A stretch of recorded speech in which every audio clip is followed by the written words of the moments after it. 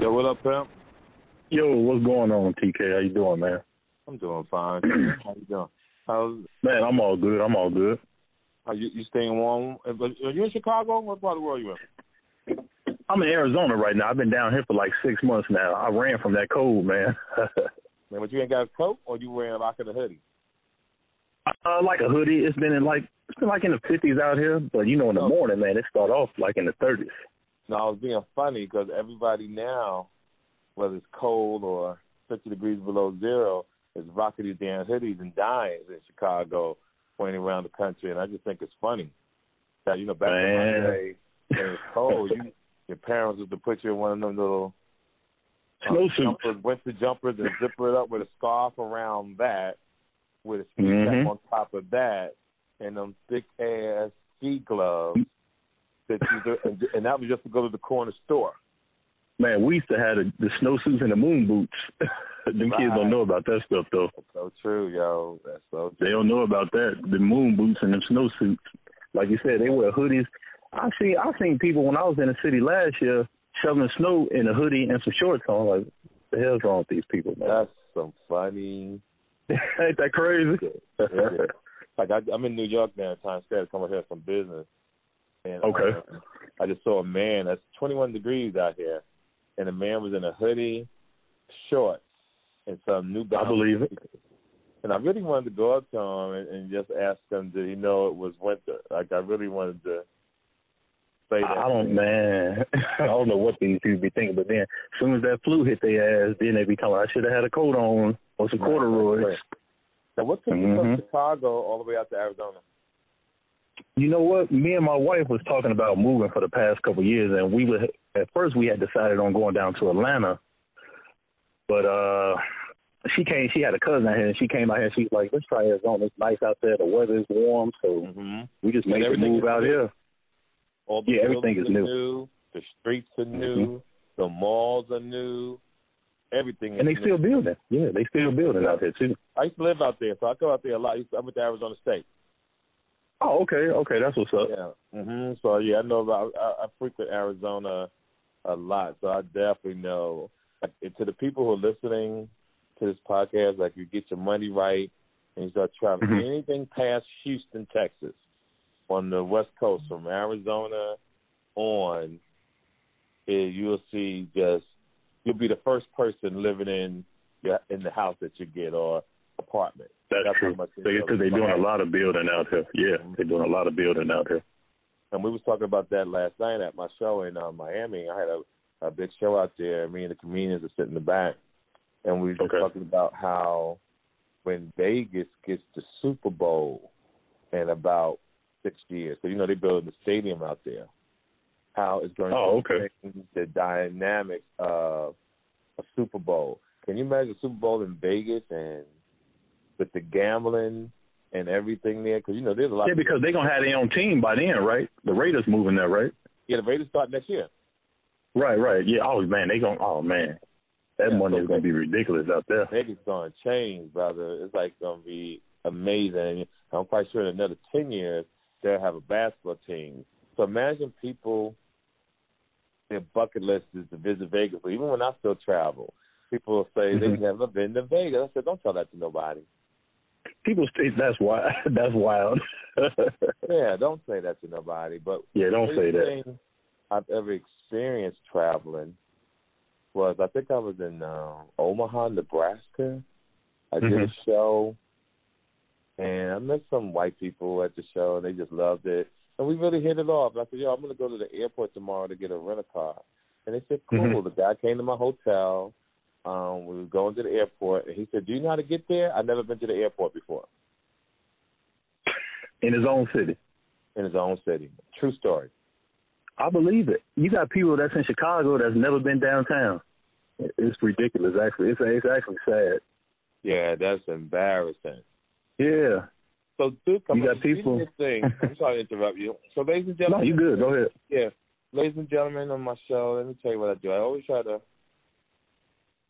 when I travel this world, I run into some interesting people, and I try to do something different all the time. And this is like the first brother I met that is a writer, suspense and mystery novels, like a real brother out of Chicago. Like, you know, I came up street hustler, and I still fuck with a lot of real dudes in the streets of Chicago.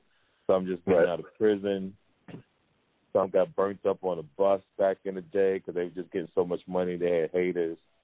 And I still deal with a dude out there called Bolo in Chicago. Bolo is one of my dearest homies because I used to catch cases out there.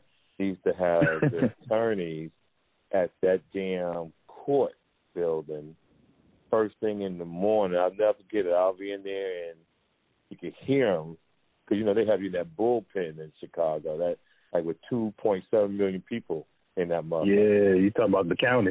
Yeah, woo, brother. Yeah.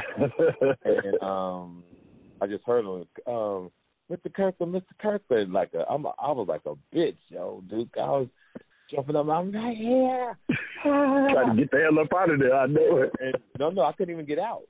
So they just, Bolo sent us, we're here to protect your rights, because I had to be extradited on, believe it or not, for a murder case in Los Angeles, California, that I had nothing to do with, but I was being held for that. Yeah, and a girl, and the reason that happened, there was a girl I was dating, right? A girl I was dating, and there was another girl who I went to school with that was trying to fuck me, and I ain't want to fuck her. But I would go out of town, the girl would pick me up. This is the other girl. She was picking me, she was buying me all different types of things. And I was like, damn, but I was going through so much at that time in my life, I just couldn't check her the way I really wanted to check her. She took me to this place in Chicago called the Cypress. You ever heard of that? The Cypress, yep. Yeah, where they have the pool inside the hotel. And right downtown. Right. So we in there, yo. We drinking champagne and all that. But I'm not thinking about no pussy. What I'm thinking about is I'm going to talk this bitch to death because I know she want to fuck. Right. Like, I'm talking about we got there like 9. I talked so much until like 4:30 in the morning. We fell asleep. You got your money's worth. No, watch what I'm about to tell you. We fall asleep.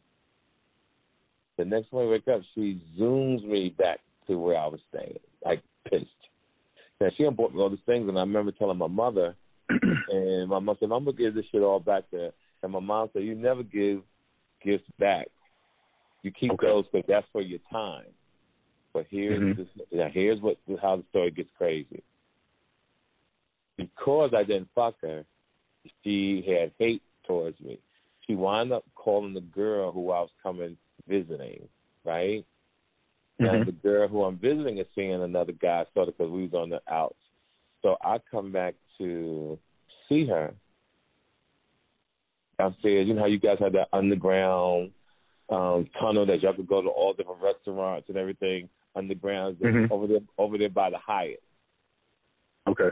Yeah, over in that area. And I walked in there, yo, and the feds was in that motherfucker waiting on me. Damn. They set me up. Right, that's what I'm saying. She set you up. Yeah, she set me up. Now, the girl I didn't fuck, I'm in the county. She's coming to see me every day. Like, she was my girl. Like, it was. I couldn't believe that someone was mad at me because I didn't fuck her. They came to the jail to see me every day like we was married. Like, yeah, right, like y'all had been together. Right, exactly. So I wound up beating that case. I didn't beat the case. They wound up dismissing it because there was nothing on me. And I remember coming back two maybe month later and doing the radio show WGCI. And I had a show, and I mentioned it on the air. I didn't drop their names, so I was going to throw hate on them. But I hope today that both them bitches is dead. That's why I wanted to announce that first on the air. I hope them two hoes died in a dramatic accident or someone shot them or cut their motherfucking heads off. But, you know, please forgive me if I sound cruel to the world. Now, that would be a good suspense story for a book. Hell yeah. Yes, it would. Yes, it would. That's crazy. But you know what? When somebody living foul like that, you best believe that shit caught up with them. Yes, sir. I hope so, because that was wrong you best believe for what they did. And what made you want to become a writer? Well, you know what? I always been into books and reading, and I guess I got it from my mother. She was like a big Stephen King fan and loved like scary movies and that type of shit. So I guess it just came natural for me. So as much as I used to read, I was saying to myself like, damn, because I used to like writing in school in English class and stuff. So I was like, damn, maybe I can try to write a book as much as I like to read these crazy ass books. Right. So I kind of played with the idea and thought about it, and a lot of self-doubt kicked in. Like, nah, I can't write no 400, 300-page book. So one day I was like, you know what? I'm just going to buy a computer and just start. And I did it, and like a year later, I had wrote it, and I was like, damn, I actually finished it. So I guess, the next thing I got to do is to try to let people read it and see what they think about it. So that was like the next step. And what did people think? Well, the initial reaction was I had a couple of people from my family read it, like my sister and stuff, and they liked it. So I was like, well, okay. Now the next step is to like really try to get it out there. So that's what I've been trying to do. And I started this like in 05, 06, so it's been a long process. Wow, I like that. I'm gonna tell you what I like. You never gave up. I never gave up. Yeah, you was determined. And I have a situation like that. I supposed to came up with a book called Who Raised You a couple of years ago, right? And I pretty much, through my whole life, I never depended on an agent. I never depended on nobody. Right. I've always did everything myself, because one of the worst feelings in the world, thank God most of you guys got a guy like TK to help y'all, because I don't mind helping people. No doubt. I changed a lot of lives in this game. But there's certain things I be trying to do. And for some reason, I stopped fucking with agents and attorneys years ago. So last year, I met a gentleman named Cole out of Philadelphia. Cole said, TK, I could help you get a Netflix special, Amazon thing, book, blah, blah, blah, blah. I didn't fuck with him right away, right? Because I like being independent and being in control of my destiny. So a year later, I don't know what sparked me. I got him a call, gave him a call. I put my own money up to shoot my Netflix special, whatever the picture was going to be. He introduced me to an attorney named David up here in Chicago. That's why I'm here in Chicago. I mean, not in New York City. And it's almost a year later, the man got my money, but I have no deal. We haven't accomplished one thing. And my life is such a great life that this one little thing, Duke, is irritating the fuck out of me. I know it is, because I heard you talking about it months ago. So I'm glad that it's happened, to let people who are listening to this show know that, one, I'm not a liar. Two, these things happen. Three, that if you can pretty much do things yourself and control it, try to go that route. Because I'm not saying every agent or every attorney is like this woman I'm dealing with, and he might have a legitimate excuse, but I doubt it, because it doesn't take a year to get something on the air. True. It doesn't do that. So he's gonna have to have some answers for me, and he'll give me my money back, because I work hard for what I do. And that's like when you say, Mr. Kirkland, I have a book, I took a liking to your independence. Right. You wanted to get it out there, and this show right here reaches 1,000 people. I think we reach 75,000 people a day on the show. Wow. 75,000. I don't even do celebrities. I do things like just regular people. I know. I've been listening to the show. I love the show. Yeah, I don't look at myself as a celebrity. I look at myself as a street dude from Jersey City, New Jersey, who got lucky and met some incredible people on this journey. So I just want to do whatever I can to help people, as long as it's reasonable and long as they understand that I have a life too. And if you do that, it's good. Now, the book that you're promoting now, what is the name of it? The book that I'm promoting is Malediction. It's the prequel. So I got a second book too, but I'm just promoting this one. Well, malediction, it means to be cursed or to have a curse. So that's why I named it that. To have a curse. Now explain the curse thing. Like you could be cursed from. The curse could be several different things, but it's basically just being cursed, like a person being cursed. So I titled that because the guy in the book, which is named Damien, he's cursed through a family curse. The curse is like a generational curse that's chasing him. So I named it that. Like the Kennedys.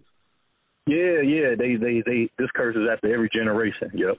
Okay. So like I was saying, it was a pause. I didn't know if the call dropped. So yeah, he's cursed, and he trying to, in the process of learning that he's cursed, he's actually trying to get his life together. He had some setbacks as far as losing his job, losing his apartment that he was in, and on top of that, he lost his woman.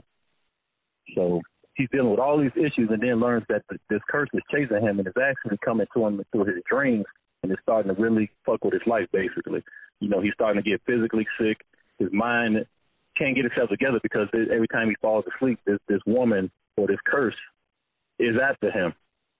Okay. So in the process of that happening, I got another story where it's a rich, wealthy businessman who's dealing with demons of his own, and his name is Lawrence, and he's dealing with not the curse demons, but he's dealing with rage, and it's coming from watching his father being murdered. It's coming from an estranged relationship that he has with his mother.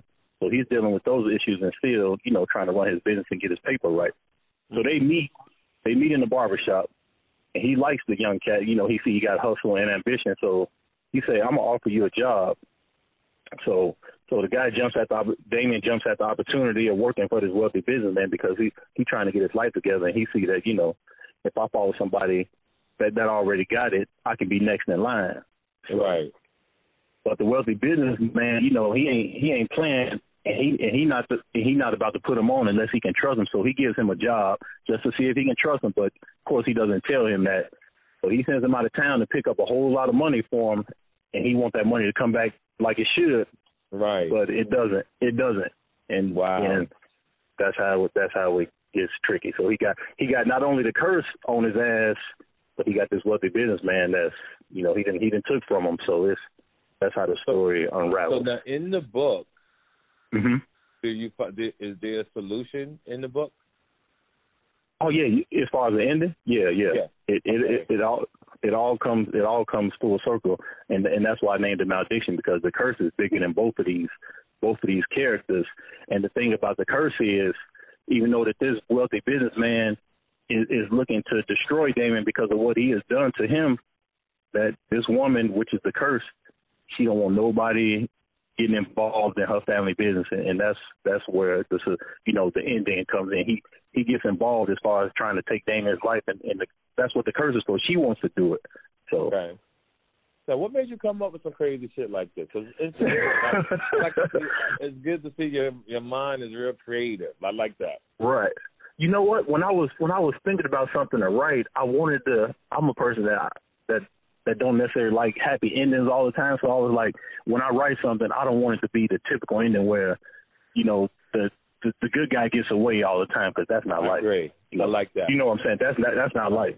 That's just not how it goes. Yeah, it's not life. So I said, when I sat down and started writing, I said, I'm gonna write this character that people are gonna really like, and I want him to get himself together, but sometimes it just don't work like that in the end for the good guy. So that's why I like that, my man, because the way Hollywood and the way this world is, they always want to make fucking shit seem peachy fucking creamy and shit. Sweet. Right. And that shit ain't like that at all. No. Life is a bunch of ups and downs and obstacles, no matter how good you are. No matter how good you are. Now, my life is really great, but I could tell you, the only thing that's really bothering me is that motherfucking attorney, and I'm going to get this shit off my chest. I know it's bothering you. I'm not playing. Now, hey, man, when is that Netflix special coming out, man? We want to see that. Yeah, because the world wants to see it, because it's really that good. Like, I'm really proud of it. Because, and two, I want to start moving on and saying other things. Okay. Because I come up with different material shit, like, every day. And right. You don't want to be dated. right, the who raised you thing is cool, but it's really time to start talking about something else. Man, what's funny is I had my boy laughing about that joke he told about the ceiling fan for a year, man. That shit was crazy. Oh, yeah, about, why cut this thing off. I had my boy laughing about that for a year. I said, what the hell? Yeah, that's some real shit. Man, now, you that's a wild Chicago, shit. How do you feel about what's going on with R. Kelly? Oh, man, that's you know what? In my opinion, this is just my opinion. It's like the world says that we can be rehabilitated and rehabbed and, we can give people second chances and we can change. Mm-hmm. But then it seems like when it comes to his situation, they trying to take his career. They just trying to destroy him. I haven't heard too many people talk about, maybe he should go to rehab, not just rehab, but maybe it's a way that he could change. Everybody just automatically, as soon as they hear about it, it's just like, oh no, I'm canceling him. I guess that's the popular thing, that to cancel him, or or maybe I'm biased because I'm from Chicago. Maybe that's what it is. But everybody deserves a second chance. We all got addicts, as far as like drug addicts and alcoholics and people that have done grimy shit in our family. And we all give them a second chance. Right. No. But it seems like when it comes to this cat, they like, fuck him. They just throwing him under the bus. Like, they don't care if he dies. I want you to always remember something. The reason why reality TV shows, the reason why some rappers who create drama and confusion every day wins in this game of life is because people like to see other people in pain and misery. True. They like to see someone else suffering other than themselves, right? Because until you've been in that person's shoes, or caught a case, or about to do some time, or massive pain of embarrassment, this is the way that you respond.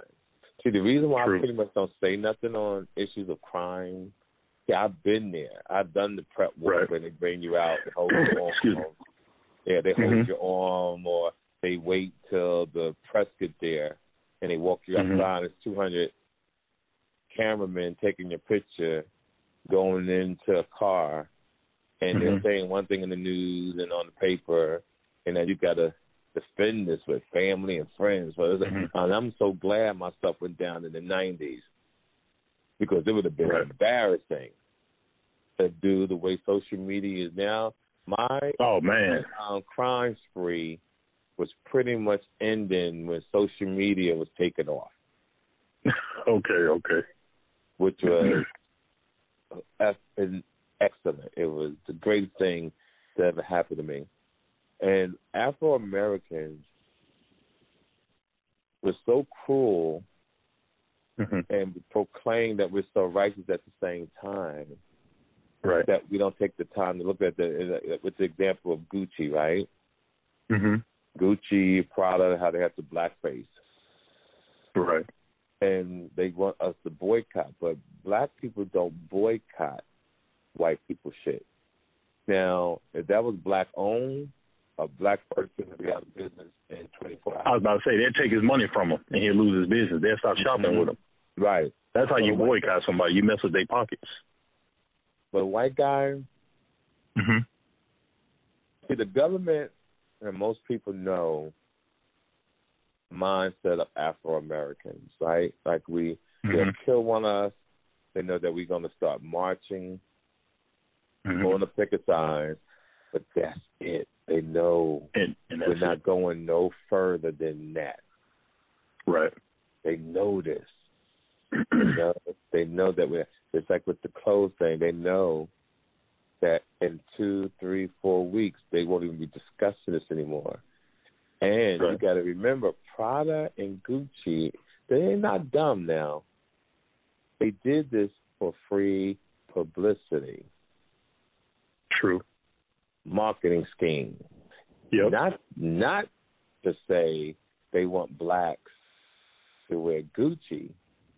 They just want to be in the news. They just want their name out there, good or bad press. It's free press. Yeah. So nobody's looking at it. So you see a lot of celebrities like, oh, we're not gonna rock Gucci and all this kind of stuff. Let me say something to you. I think you should do what you want to do in life, right? Mm-hmm. If you want to rock Gucci, rock motherfucking Gucci. You just ain't got to wear the sweater. You know what I'm saying? It's a form of respect. Because we know there's racism out here in the world. And for people not to think it, you're a dummy. At the same time, you're naive. Yeah, you're really, truly naive. But it's never going to change. When I watch CNN, Don Lemon, and all these newscasters about life, the presidency, I can't believe the governor of Virginia and all of them did blackface and all this kind of stuff. But this has been going on since Martin Luther King and longer than that. I was about to say probably way before that. And we haven't done a damn thing. We haven't done nothing. And we can't say when people get rich, the LeBron James, the Jay-Z's, the T.K. Kirklands, I don't know my name in that shit. Right. Ain't no wrong with that.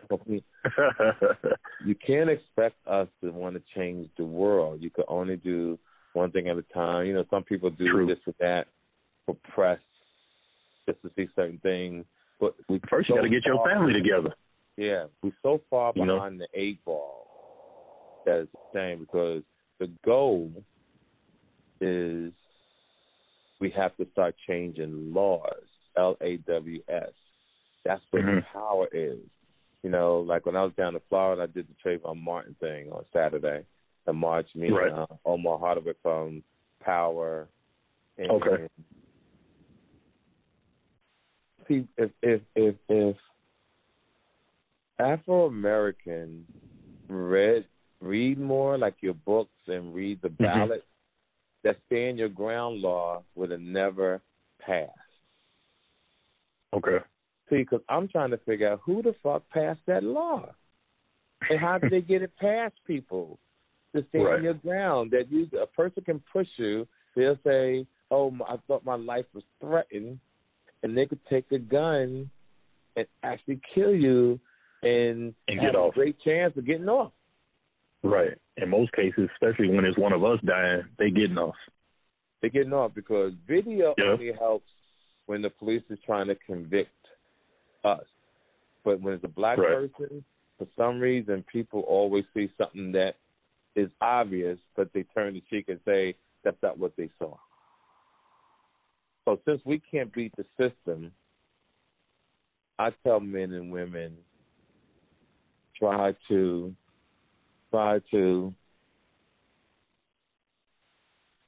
stay out of trouble. Like, if you really want to fuck with the police, let's put them out of business and not go to jail. That's right. Stay out their way. Stay out their way, family. Yeah. That's the that's true. Stay out their motherfucking way. I learned that the hard way. They ain't going to do nothing but inconvenience you. So that's the thing. I remember I was in New Jersey last year, coming from a show in New York, and I'm going down the highway, and I saw the lights, high beams on the side of the road. But it was a cop, and the cop was profiling. What they did was, they have a little system, they have the high beams on to see who's black in a vehicle. Okay. Okay, he's going to be coming to get me in a few minutes. Right. He pulled me over. Make sure I went to a lighted spot up the highway. They came into the car, and I was rude. I said, "How you doing, officer?" He said, "Fine." I said, "I saw you back there profiling me." He was shocked. He said, "I wasn't profiling." I said, "Yes, you was, sir." I said, "I was driving. I wasn't even speeding because cars was passing me. You saw me, and you pulled. You got right behind me after that." He said, "Well, just give me your ID. I'm not going to give you a ticket." So I wanted to say, well, if you're not going to give me a ticket, why the fuck you want to see my ID? And why did you stop me, right? And why you stop me? But this is exactly what I said, dude. I said the goal is to get home. That's right. The goal is to get to my hotel room, not to prove that this man is wrong, and not to prove that I'm right, not to cause a scene. And that's what I want these young men and women to listen to, you don't have to start cursing at them to provoke them. Because no matter if they're right. Whatever, if you start talking shit, you're going to provoke anybody. That's true. You know what I mean? But if you take your time and just be professional, be respectful, even though you got a 99% chance of getting home if you do that. Because, they can still shoot you if your hand is up. They can still, somebody will say that. We've seen it. It doesn't matter.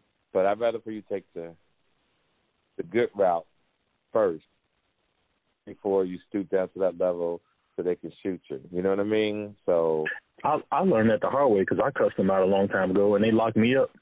Damn and right. I said, I'm the fool. I'm sitting here in jail over nothing, running my mouth. Yeah.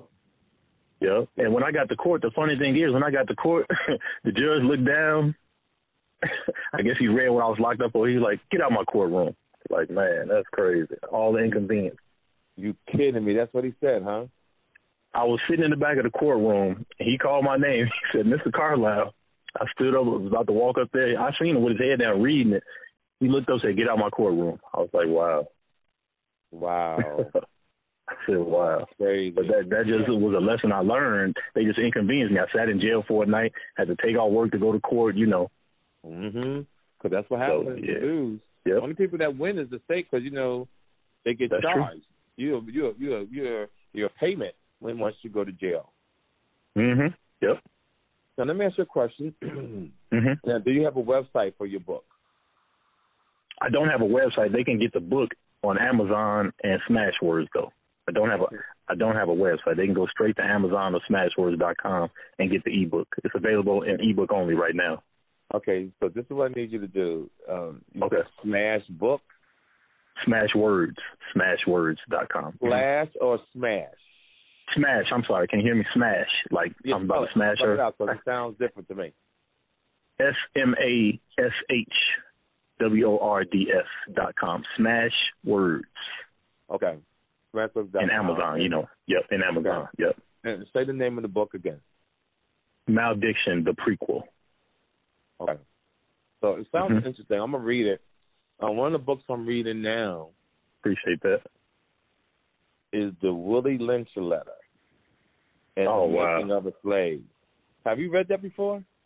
I read it a long time ago. I think my grandmother or somebody in my family gave it to me to read. It's been over 20 years, probably. I think I might have been in high school.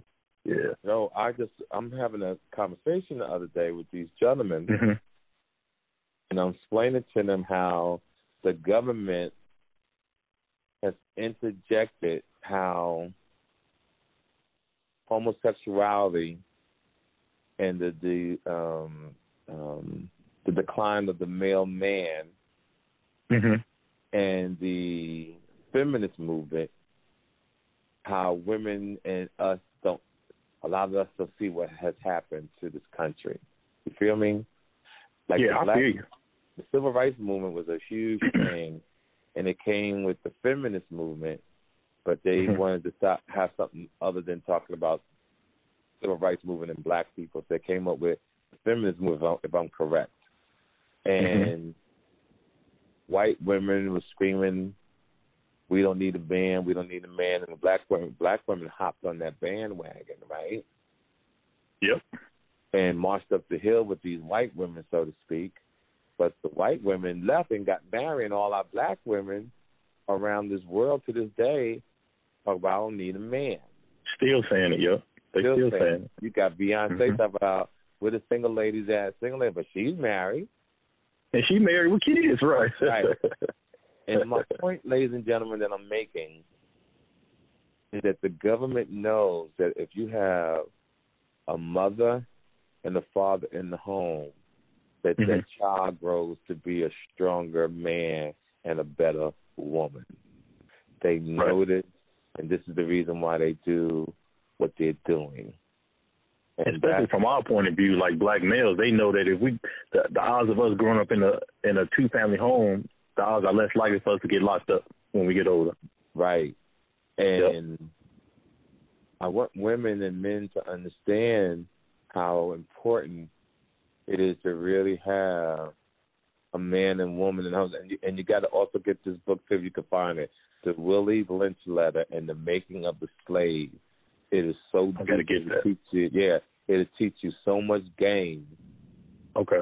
About what's I'm gonna go on Amazon and get that. How they are really playing the system on Afro-American men and women. How they develop welfare for women to depend on the government to get rid of the man in the household. Wow. The conspiracy. They talked a lot about that in that documentary too on Netflix. What's it called? The 13th or something like that? Okay, I didn't see it. Go ahead. Oh, yeah.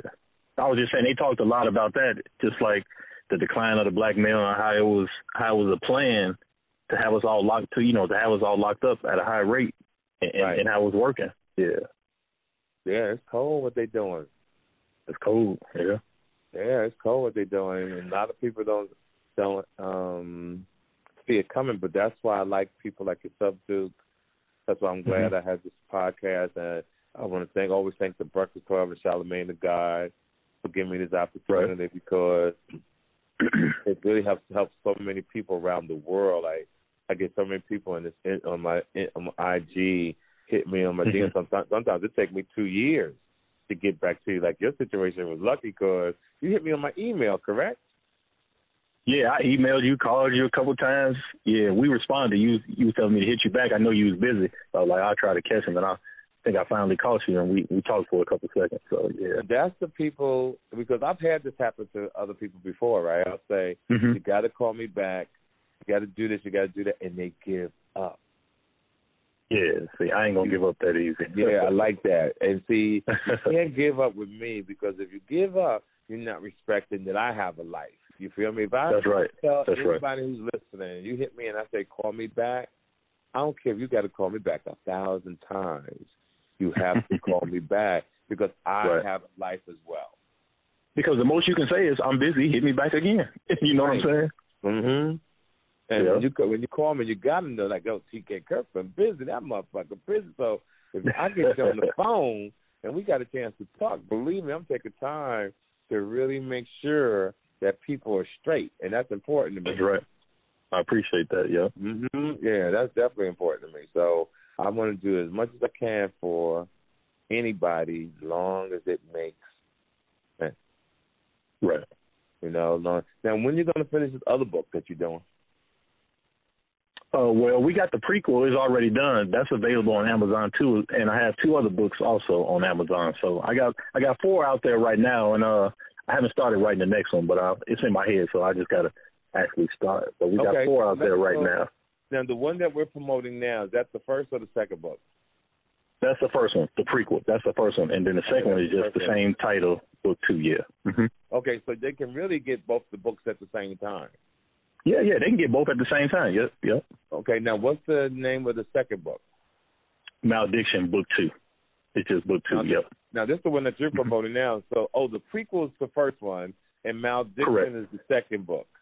And Malediction, book 2 is the second one, right? Malediction, the prequel, is the first one, and Malediction, book 2 is the continuing story of the prequel. Correct.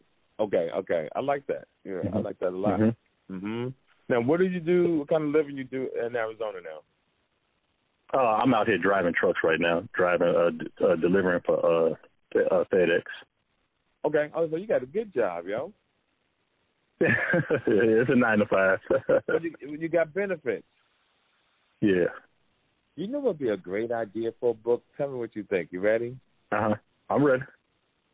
To be a serial killer. But you're a truck driver and you work for FedEx, and they'll never guess the shoot. And you run around killing people at your stops? Killing people at your stops, or just killing people in every city that you go to, and just a massive manhunt, and they could just never find the person. But to flip it, 2 things you could do, right? The way society is messed up, they always say it's always a black person or a white person, right? But you make it a woman. That's a dyke. Oh, wow. They ain't going to never look at her. That's my point. I got you. They ain't gonna never look that direction. Never. Did you know what's crazy about this world when they talk about pedophiles? They talk about situations like R. Kelly. And you ever see Ted Net Dancing when they used to do them things with the 8-year-old kids and they go on the computer and the person would come to the house to have sex with kids that they were setting them up. Do you remember that show? No, I don't remember that show. It was a show, right? It was like a cop show. Okay. The guy name was Ted Danson. He's a commentator, reporter, and he would set you up, or the police would set you up with the computer, making people think that they was going to have sex with underage kids. Oh, wow. That sounds like some CSI type stuff. Yeah, I always said, I bet the ratings would be higher if they did it and there was women coming that were pedophiles, had sex with underage kids. Because I guarantee you that's something that has never been done, and I guarantee you it's huge. I guarantee you, because just think about it. We always think that women are so innocent. You hear a lot of stories about older women taking advantage of young boys. Yeah, that's right. That's right. Yes, it is. But it's not talked about the same way.